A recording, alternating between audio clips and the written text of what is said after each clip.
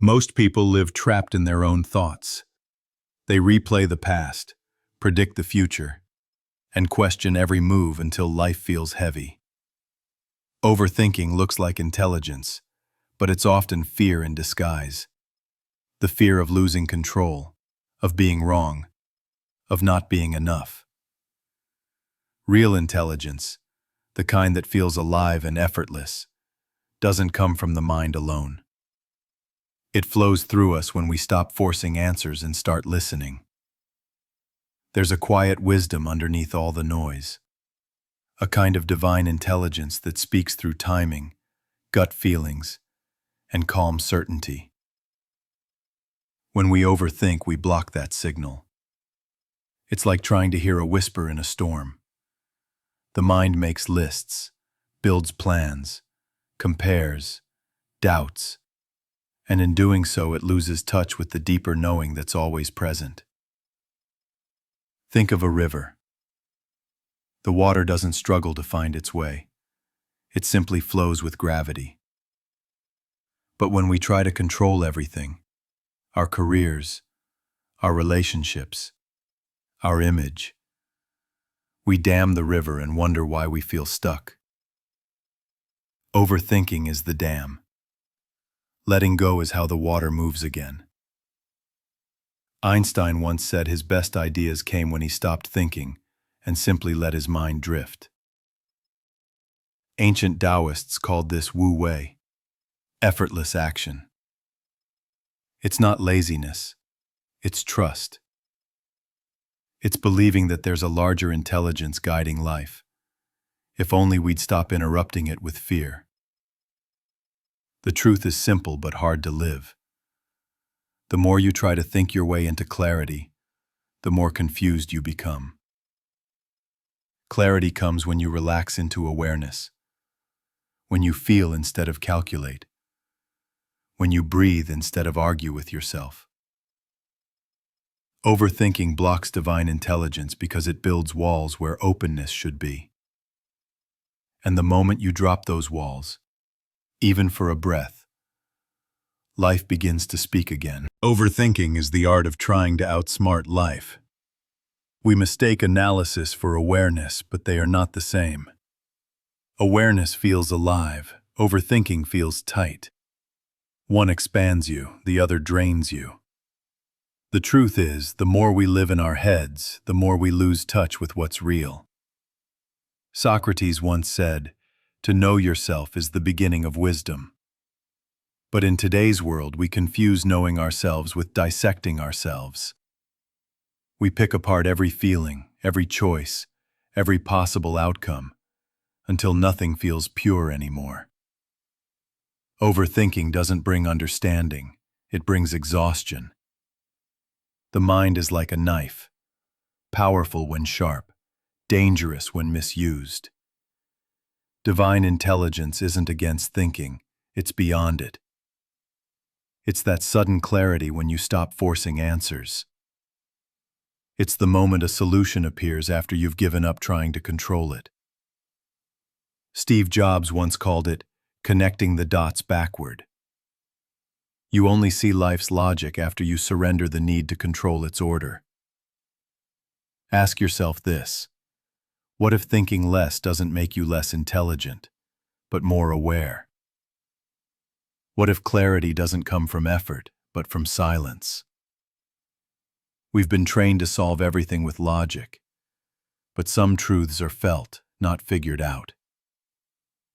The divine doesn't shout in your mind. It whispers in your stillness.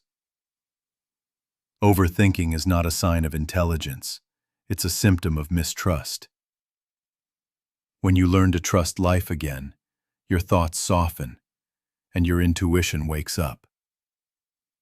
That's when the real intelligence begins to speak. In every culture, wisdom warns us about the noise of the mind. Ancient Chinese philosophy called it Xin Yan, the restless heart-mind that clouds truth.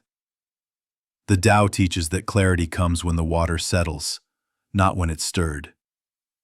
In modern psychology, a Harvard study found that people who spend too much time analyzing their choices report higher stress and lower happiness, even when they make the right decisions. The mind that can't stop thinking stops living. A story from the Prophet Muhammad's time tells of a man who refused to act until he had complete certainty about what God wanted.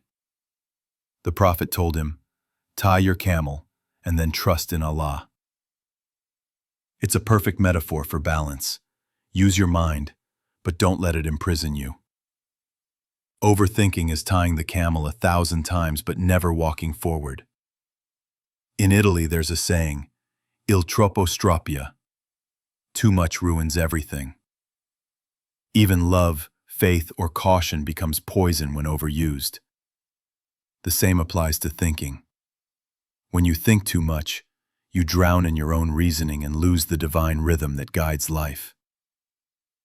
An American study at Stanford showed that insight moments, the aha flashes, only appear when the analytical brain quiets down. That moment of divine intelligence is not created, it's received. Like radio waves, it's always there. You just have to tune in. Maybe the real intelligence isn't in the noise of thinking, but in the silence that follows. So ask yourself, what if God speaks not through words, but through the spaces between them? In a world obsessed with thinking, doing, and controlling, the most radical act is learning to pause. Overthinking is not intelligence. It's fear dressed as logic. The moment you stop chasing every outcome, space opens for intuition to breathe. This is where divine intelligence begins, not in calculation, but in quiet alignment. Modern neuroscience backs this truth. Studies from UCLA found that people who meditate regularly have thicker gray matter in regions linked to emotional regulation and creativity. In contrast, chronic overthinkers show heightened activity in the brain's default mode network, the same region tied to anxiety and rumination. The message is simple. Your brain becomes what you practice. Silence is not weakness. It's training for clarity. In Japanese culture, there's the concept of ma, the sacred pause between sounds, actions, or words. Artists and musicians use it to let meaning expand. You can do the same with your thoughts. When you feel trapped in analysis, stop. Take one breath. Step back. Ask, what's the truth beneath the noise? Often the body already knows what the mind refuses to admit. Practically, practice mental fasting. Once a day, walk without music, sit without a screen, breathe without purpose. Let your mind detox. Over time, your intuition, the divine whisper, gets louder. You begin to make decisions not from panic, but from peace. You act, not react. You flow instead of forcing. The principle is timeless. The universe doesn't reward over effort. It rewards alignment. You don't have to think your way to divine intelligence. You only have to remove what blocks it. In the end, the mind is not your enemy. It's a tool that was never meant to be the master. Overthinking is like holding water in your hands. The tighter you squeeze, the more you lose. True intelligence, the divine kind, arrives when you loosen your grip. When you stop trying to control life and start listening to it. There's a saying in Spanish, "Silencio es la voz de Dios." Silence is the voice of God. Every tradition points back to this truth. In the Quran it's said, "And He is with you wherever you are." The divine isn't something to reach through thinking. It's something you return to by remembering. The moment you drop the need to solve everything, you begin to see everything. So the question becomes, what would happen if you trusted life more than your thoughts? What if every delay, every uncertainty, every unanswered question was part of a higher intelligence shaping you? The greatest wisdom is not found in knowing more, but in needing less. Less fear, less control, less noise. Start with one breath, one pause before reacting, one decision guided by peace instead of panic. That's how divine intelligence speaks, softly, beneath the chaos.